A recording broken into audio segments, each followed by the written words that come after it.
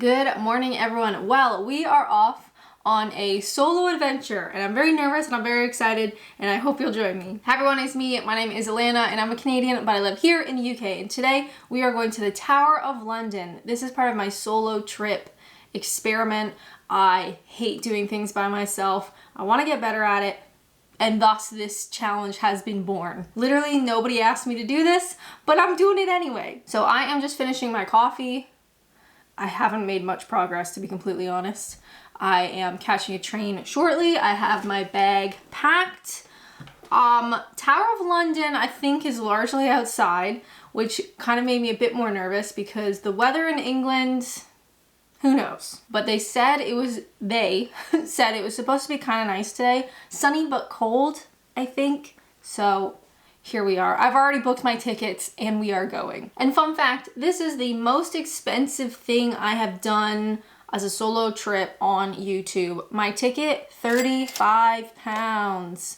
Yes, not cheap. Sometimes you get a little bit spoiled with the museums because they're free and you're like, wow, this is great. And then you have to pay for something. You're like, wow, not great. Anyway, I feel like I'm gonna miss my train, even though I know I have time. My brain doesn't work like that. I feel like I'm about to miss my train. Hope you like this video. Let's get packed. I think I need a hat. I think it's gonna be cold. Winter coat, hat, wonderful. Will it rain? I don't even think the Lord knows if it's going to rain today, but we're gonna find out. Okay, no more talking. Thanks for clicking on this video. Hope you like it. If you have a suggestion on something that I should do as a solo trip, please leave a comment down below. I live in Kent. Just local stuff would be awesome, but no worries if not. And let's enjoy our adventure today, okay? Whew, let's do it. All right, everyone, and we are off. So we got our fit check. I went for one of my wintry coats and a very tall, tall hat. Love to see it. It was actually so nice outside. Honestly, this winter feels like it's been a million years. And when you get that first real sunny day, it's like, wow, maybe I don't have depression. Just kidding. Anyway, so we are on the train. We've successfully made our train.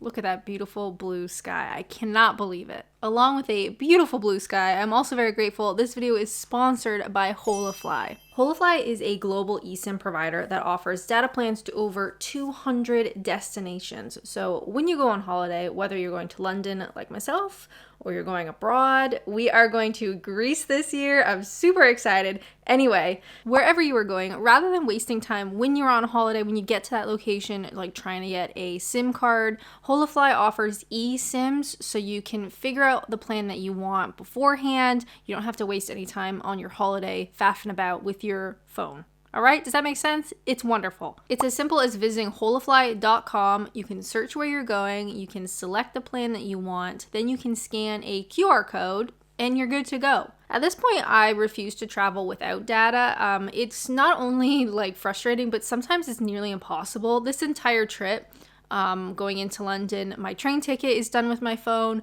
My ticket for the Tower of London is done on my phone. Like, it's just all my travel, the tube, everything. It's done on my phone, and if I didn't have data, it would be an absolute nightmare. If that's something that interests you, you can purchase your Holafly eSIM with my discount code. That's Adventures and Naps. You're gonna get 5% off on all purchases, not just first-time orders. And as always, you can check out my link in the description. And with that, we made it. What a beautiful day. I couldn't believe it. So you pop out, I think it's Tower Hill tube station, and you can see the Tower of London like on the other side of this moat.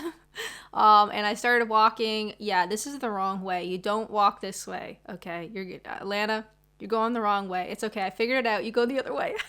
You go the other way around the moat. It was actually pretty busy. Whenever I do these solo trips, I always plan it to not be half term, but this was mainly like non-English speaking, it seemed like. So a lot of people on holiday, a lot of people maybe on their half term. Look at that. Okay, it's such a beautiful day. I will not say that again, but just know that is what I'm thinking. Okay. It's been a long winter, all right. Unlike a traditional museum, the building itself is part of the history, and this place was very overwhelming. It's like history everywhere, like 5 museums crammed into one location. Like everywhere you looked, boom, here we go, we already have something. So immediately as you walk in, you hit this Trader's Gate. This is the grandest and most notorious river entrance to the tower. Famous Tudor prisoners such as Lady Jane Grey have said to enter the tower through this water gate. You just, like, everywhere you look, it's like, boom, look at this thing. This is historical and crazy, and like, it's everywhere. This is literally just, I've just walked into Tower of London and boom, here we go. The architecture is incredible. The history is incredible. It is overwhelming, let me tell you, but very cool. Now, as with most of my solo trips, I like pick the place that I'm going, but I don't really plan necessarily what I'm going to do there. I don't do any research. I just kind of like show up and it's like, here I am. So for the Tower of London, that is what happened. I did not have a plan. I just started walking. There's loads of these plaques everywhere. This one talking about some of the exotic animals that were at the Tower of London, including, yes, a polar bear. You see more of those statues as we go along. There's also quite a bit about the ravens, which are quite famous, and the origins of why the ravens are kept at the tower is actually unknown. Legend has it that Charles II's astronomer complained that the ravens were interfering with his observations from the White Tower. Charles ordered the birds' destruction, but then heard the prophecy that the tower and the kingdom would fall if the ravens ever left. He changed his mind and ordered that they should stay under royal protection. However, we have no evidence of this story. It's just a myth that has survived. And you know what? Count me surprised. So there's these little homes for the ravens there, but you do see them wandering around the grounds, and guess what? They do bite. I don't have firsthand experience with that, but there are signs literally everywhere. So you know people try to pet them and ultimately get bit. Anyway, as with my solo trips, because it takes me a while to get into London, I like to, when I get there, have lunch, basically. It's maybe a little bit early, but you kind of beat the crowds. And once I'm full, I can explore as much as I want. I don't have to like break for a snack or whatever. I don't get hangry. So I started off at this cafe, beautiful building. This is definitely one of the better food option places for these solo trips. They had loads of stuff. I was kind of impatient, so I grabbed this chicken Caesar wrap because it was like right at the door, and I wanted some drink that had a resealable lid, and this was pretty much the only one. So this was about £10, which honestly is reasonable at a tourist attraction in the center of London, and it was super filling. Whoops. But the cafe itself was really cute, and there's like loads of people having tea and crumpets, and it was very nice. The wrap was delicious. I polished it off in no time. And this made me laugh. Tastes like a walk in Nan's orchard. Okay. So after eating, I walked across this sort of like road, I guess, to this building, the White Tower. William the Conqueror began the White Tower soon after he invaded England in 1066. Built to intimidate and control London, it was completed by 1100. 1100 sounds weird. Do you say it like that? Why am I second guessing how I'm taught? Anyway, it doesn't matter. Gorgeous building. Beautiful view. I'm not going to say how beautiful a day it is. Oh yeah, and there's some ravens down there. Don't pet them. Anyway, I did not understand just how much is in the Tower of London. It's super overwhelming, and spoiler alert, I actually didn't do all of the exhibits and things, so I'm actually very grateful I started with this tower, with this sort of mini museum, because this was actually my favorite spot. So while it was originally built as, you know, an imposing tower, something to intimidate the city of London with, it started to house armor and military equipment around the 14th century, and that equipment is still here. So this tower, I would consider this to be its own museum. I would classify it as like a military museum. You've got weapons, you've got armor, you've got that sort of history. This room was super cool. You could see all of the different armor, not only for the soldier, but for the horse as well. It is really crowded. I try so hard not to film people because I don't want to put people in videos, you know, on the internet, but it was really hard. There's a lot of people here, and where it is such an old building, it's not as big as a traditional museum, if that makes sense. So here we have King Henry VIII. So one of his armor sets with the horse as well. You get quite a lot of reflections off these beautiful windows. A lot of reflections. But it was really neat seeing how different the designs, there was no real like standardized design. Like everybody has to wear an armor set that looks like this, or their horse has an armor set that looks like this. They was all very intricate to that individual person. Bit crowded. Oh my God. Hello. Okay. Move along. Prince Henry had a really cute set. We'll see in a second once these people move. Super intricate with gold, like the detail, like literally a piece of art, you know. Obviously it was armor, but the intricacies of the gold like inlay is just crazy. I wasn't sure how good it would show up, but you can see like the designs and the patterns, and like they have it's an art piece basically is what I'm trying to say.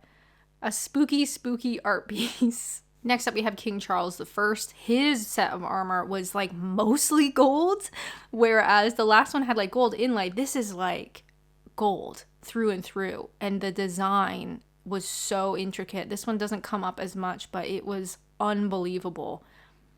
You ever think about what this museum would be like at night? And oh yeah, also the horse, what do you call that? Like the horse head armor bit?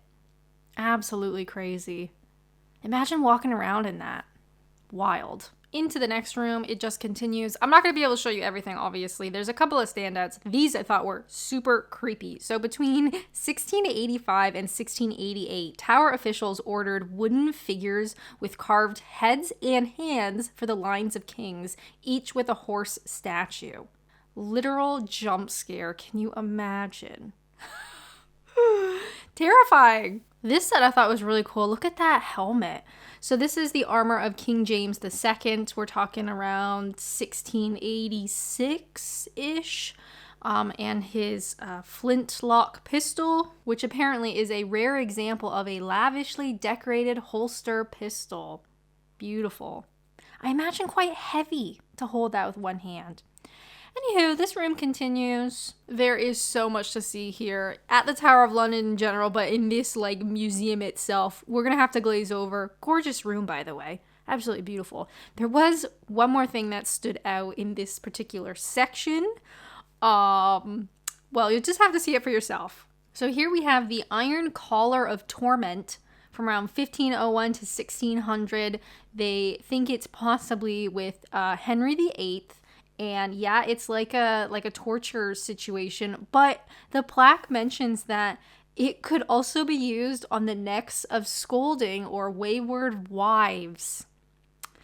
Love that. Anyway, onwards and upwards. This tower obviously is many floors. So we're going to go upstairs. I'm going to show you some of the things that stood out to me. I don't know whether they're supposed to stand out, but they were interesting to me. Do you know what I mean? So I'm going to show you. Anywho, just take your sweet time. That's totally fine. First up, fireplace. This is one of the earliest known wall fireplaces in England.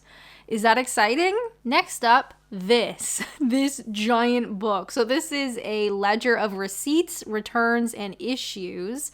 It is a 914-page ledger, which includes detailed lists of items in the armory and the Spanish weapon house at the Tower of London. So obviously it's a really interesting insight to the time period. This volume only covers the period between the 21st of June, 1675, and the 2nd of September, 1679. And yet it was that big. Crazy. Next up, I want to talk about this. So this is the 3rd Earl of Worcester's God damn it. Worcester's armor combined the latest technical advances, and obviously it looks very cool, but guess what? When assembled, it weighs 59 kilograms, about 130 pounds, and is the heaviest armor in the world. So don't even imagine like fighting in this. Imagine just standing with this amount of armor on you. I wish I could, but obviously they wouldn't let me. Another thing that stood out is this Lumley horseman. So this is the oldest known English equestrian statue from the 1580s. The fact that the original paint, like this is a wooden sculpture, has survived so long, There's so many things here at the Tower of London that it's like, this is the first ever, or this is the oldest blah, or this is the first known blah. There's so much here that, yes, it is a bit overwhelming, but this statue stood out to me. The paint, the detail, the fact that it survived for so many years, and you think of just how many people viewed this statue over its lifetime. It's just wild. So to finish off our tour of this particular, I'm going to call it a museum, this section, we're talking about executions. Naturally. So once these people move out of the way, we'll have a look. But essentially, this castle occasionally housed prisoners. And in particular, we're going to look at this guy. Also, just look at the size of that. Ugh. This is Robert Devereux, the second Earl of Essex. He was the last person to be beheaded inside the Tower walls in 1601. He was a former soldier and a favorite of Queen Elizabeth I, but was found guilty of treason. It took 3 blows of the axe to remove his head. So, that's nice. How about, as a palate cleanser, we exit through the gift shop and have a look at the little ravens you can buy. I love him. He's so cute. Now, across from the White Tower, once you come out of the gift shop, naturally, is the crown jewels. And I imagine this is probably the most popular attraction at the Tower of London. Unfortunately, you can't film inside, so I'm just going to give you a real quick update. I thought this was not that interesting. Am I going to get deported for saying that? I basically speed ran this museum. I didn't find it that interesting. I think you should go. Like, you should see it. You've paid your £35 to get into the Tower of London, right? You should see it. But I went through this really quickly. Maybe if you were into, like, the royals and, like, the royal history a bit more, that might be interesting. The one room that was kind of neat was the one where you could see, like, King Charles's crowns and Camilla's stuff and Queen Elizabeth. You know, the crowns, the purple crowns that you could really recognize. That was pretty cool. What was so funny is in that room, there is a literal conveyor belt that you have to stand on to go past these crowns. So there's no like lollygagging. Apparently in the summertime, like peak tourism type season, there could be a queue outside of like an hour, 2 hours just to go in. I would not do that. But the fact that I could just walk through, I walked through the thing, I saw the crowns, I said, okay, that's cool. And I've pretty much had enough. Now, when I came out the other side, I climbed up some stairs and you can walk around sort of like the perimeter wall. And at various, oh yeah, watch out for the ravens. At various like corners, there would be like a small exhibit about maybe the wardens at the Tower of London or Tower of London during the war or all that kind of stuff. But this was neat. It was just like a casual walk around. I love that you could see just across the road the most modern buildings you can imagine. And yet here we are in the middle of history. That's one of the things I love about London. It's this real combination of extremely old, extremely important, influential, historic, and then unbelievably modern. One of the things that I've come to love about these solo trips is the freedom to do what I want and also to not do what I don't want to do. So at the Tower of London, I actually skipped 2 major things. One being the Mint, and the other one being the Fullisler, I'm not saying that right. There's a separate museum. So at this museum, it's like medals and uniforms from some of the soldiers and stuff. And I just didn't really fancy it. And so you know what? I didn't do it. I just loved being here and walking around and enjoying the weather and seeing what I wanted to see and then not really bothering with the rest. Do you know what I mean? I think if I was with people or my family or with a group, I would have felt pressured to do everything, right? But being by myself, I didn't have to. Oh, also this is the queue outside the crown jewels that they use when it's busy. Can you imagine? Anyway, I just had a lovely time exploring. That is the museum ahead that I skipped. Beautiful building though. Everything was just gorgeous. Another thing of note is this execution memorial. So there's a sculpture that marks the spot where Queen Anne Boleyn was thought to have been executed in 1536. So it is kind of crazy if we kind of scoot through. Sorry to be annoying. sorry. And we get the statue. There we go. It is kind of wild and I think a real reminder that this is real history. Like, it's not just some museum with some artifacts in it. This is where history happened. Does that make sense? Just a short step away from the memorial, our next attraction talks about imprisonment at the tower. Attraction sounds so morbid. Our next stop in history is imprisonment at the tower.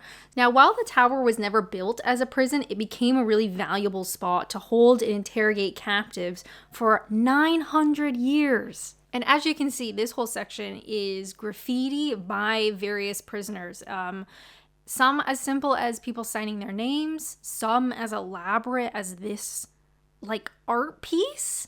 And a lot of them were very personal to that particular prisoner. So maybe it was like their coat of arms or details about their family, but the intricacies of these carvings. Because this is not someone who has access to all the appropriate tools or anything, right? These are literal prisoners scratching into the stone walls. So this whole room is full of preserved historical graffiti, some very simple, some crazy elaborate. But I think it just hammers home the idea that these were real people. Like this is real. Like people were held here, rightfully, wrongfully, they were imprisoned in this tower. There's also stories of various prisoners. This one in particular stood out to me, Alice Tankerville. So she was imprisoned in the tower in 1534 for piracy. She is the only female prisoner known to have attempted escape. So her guard, John, R.I.P. John, he fell in love with her and he agreed to help her.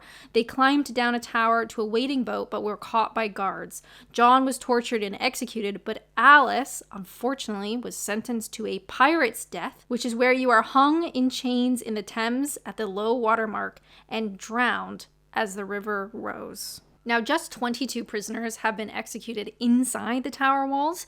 These prisoners were either really well known or they had committed crimes of a politically sensitive nature. So these privileged executions were easier to control privately within the tower walls. Hundreds of prisoners who spent their last night at the tower were executed outside on Tower Hill, where crowds of Londoners gathered to witness their deaths.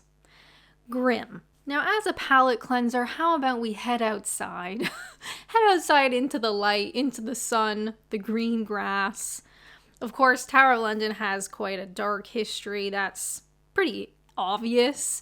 But when you really see it in person, it kind of hits just how much happened here. And there I am, smiling away, having a great time. I did have a great time, though.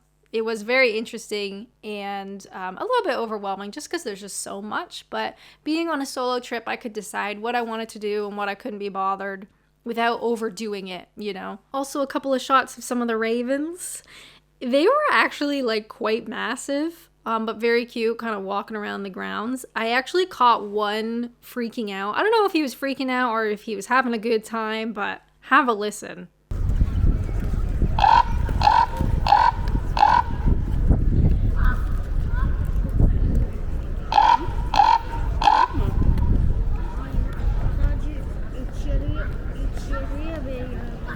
Back inside, can you believe we're not done yet? I know. This is the medieval palace, so it's kind of built sort of along the walls of the tower.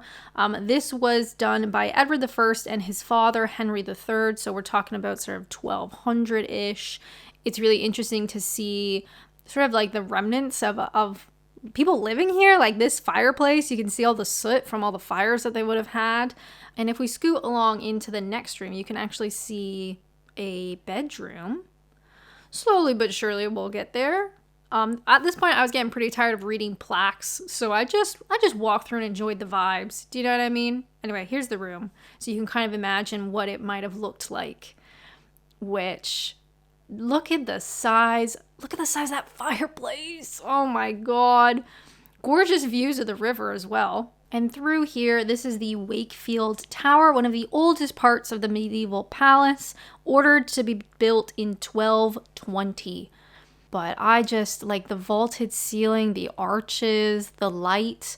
There's also a small sort of like personal chapel almost on the other side of the room. And I think this stuff makes the Tower of London such an interesting visit because obviously you get the museum type stuff, you get the exhibits, you get the artifacts, but you also get this sort of like living history, a castle element that you can walk through and you can experience firsthand. So if you're maybe not super keen on a classic museum, having this sort of element to it as well just makes it so immersive. Is that corny to say? Because that's what it feels like. Anyway, you come back out on the walls that we walked around earlier. Beautiful view. Look at that blue sky. What a wonderful day. Well, everyone, that has been the Tower of London. There's a lot here. It's kind of like multiple museums in one spot. And I've been here over 2 hours. I haven't even seen the whole thing, but I'm getting a little bit tuckered out. Do you know what I mean? I've enjoyed my time. And it's been an absolutely beautiful day. I cannot believe the blue skies. It's not even that cold. This is the first time I've worn sunglasses in England in like at least a year, maybe? I don't know. It's been forever. Okay, a year is being dramatic, but it's been a long time. Is it worth the £35 entrance fee? Yeah. There's a lot here. There's so much history. Even the walkways and the doorways, like all of it is history. It's a living museum. So £35, yeah, it's worth it. Take your time because you're gonna need it. And I am pooped, let me tell you. Can you hear the ravens? They're all sort of cooing and I don't know what that means. Is that good or is that bad? Anywho, I am going to maybe stroll around a bit more and then head home. So thank you so much for watching. I hope you liked this video. I had a great time. I hope you did too. Don't forget to check out Holofly in the video description if you need an eSIM, if you're going on holiday. I'm going to Greece this year, which I'm super excited about. So maybe I'll get more use out of these sunglasses. As always, thank you guys so much for watching. If you'd like to watch more, how about a recent solo trip? I went to the British Museum for 1 hour only to see the best stuff. But as always, thank you guys so much for watching, and until next time, bye!